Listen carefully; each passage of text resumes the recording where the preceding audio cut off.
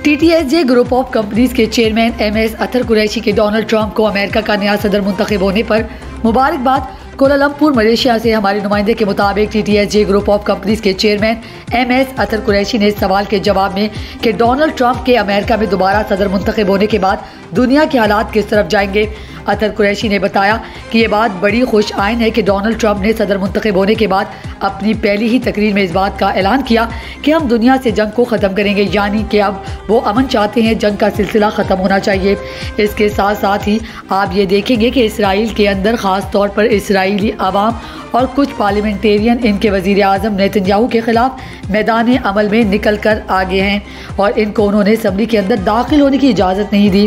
क्योंकि अब वो खुद भी इस बात से तंग आ गए हैं कि जो मुजालिम इसराइल ने फ़लस्तीनी निहत्ते मुसलमान बच्चे और बुज़ुर्गों पर ढाए हैं, इसके खिलाफ वो भी अब खड़े हैं। अतर कुरैशी साहब ने कहा कि हमारे इस्लामी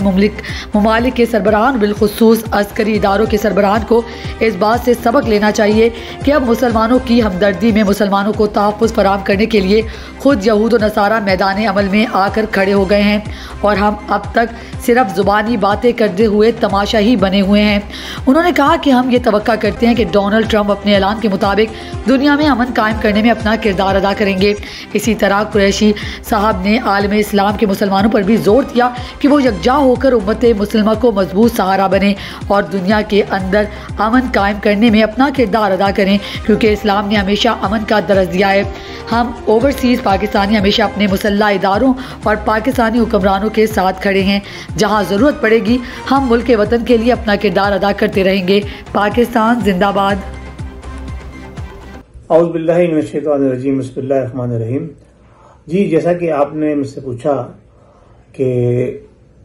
आज मौजूदा हालात इस वक्त जो इसराइल के अंदर हो रहे हैं, इसमें जो इसराइली कौम अपने वज़ीर आज़म नेतन्याहू के खिलाफ मैदान अमल में निकल कर आई है और असम्बली में उन्हें जाने से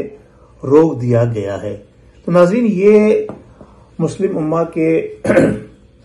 उन लीडरान के लिए जो खास तौर से अस्करी इदारों से भी ताल्लुक रखते हैं, एक लम्हा फिक्रिया है कि अब वक्त ऐसा आ गया है कि मुसलमान अपने मुसलमान भाई का खून होता देख रहे हैं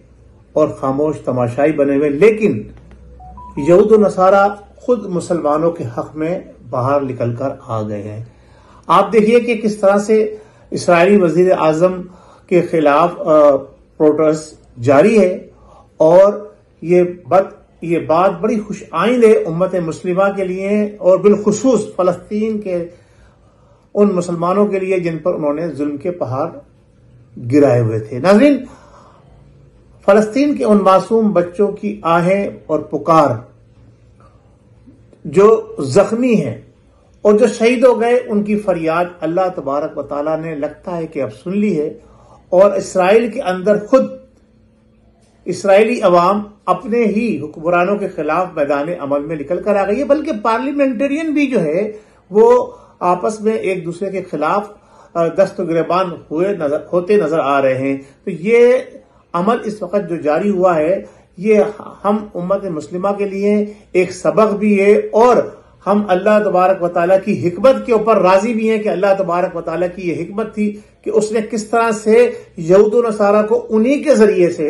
शिकस्त देने का इंतजाम किया है। और हम आज मुसलमान जो है वो ये देख रहे हैं कि जनाब अली किस तरह से जनाब अली यहूद व नसारा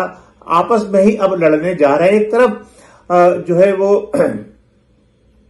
अमेरिका के इंतखाबात के अंदर एक बार फिर डोनाल्ड ट्रंप जो है वो सदर अमेरिका मुंतखब हो गए, जो दुनिया का ताकतवर तरीन मुल्क है और लोग ये समझ रहे थे कि अब उनका चैप्टर क्लोज हो गया, लेकिन नहीं, वो आप फिर अवाम के अंदर आ गए। यानी अवामी शऊर इस बात की निशानदेही करता है कि ये अवाम जो है ठीक है, दुनिया भर में अमेरिका मजालिम डालने में पीछे नहीं है, लेकिन उनकी अवाम फिर भी ऐसे ही लोगों को मुंतखब करती है कि जिसने आते ही ये ऐलान कर दिया कि हम दुनिया भर से जंग को खत्म करेंगे। अल्लाह तबारक व तआला से हम दुआ करते हैं कि उसने जो ये ऐलान किया है इस पर वो साबित कदम रहे और उम्मत मुस्लिमा जो है वो सुकून का सांस ले और आलम इस्लाम के अंदर और पूरी दुनिया के अंदर अमन कायम हो। इस वक्त दुनिया जो जंग के दहाने पे खड़ी थी, आतिशफिशा के दहाने पे खड़ी हुई थी, मैं ये समझता हूं कि इस ऐलान के बाद हमें लगता है कि अब शायद वो सिलसिला ना हो जिसका दुनिया इंतजार कर रही थी कि अब जंग छिड़ी कि कब जो है वो तीसरी जंग अजीम शुरू होगी। और जो है लोग बड़े परेशानी में और का शिकार थे, और जो बड़ी बड़ी मईशतें जो थे वो डूबती नजर आ रही थी। अब हमें ये लगता है कि इस इलेक्शन के बाद, इस कामयाबी और इस ऐलान के बाद शायद जो है वो दुनिया के अंदर एक बार फिर इस्तेकाम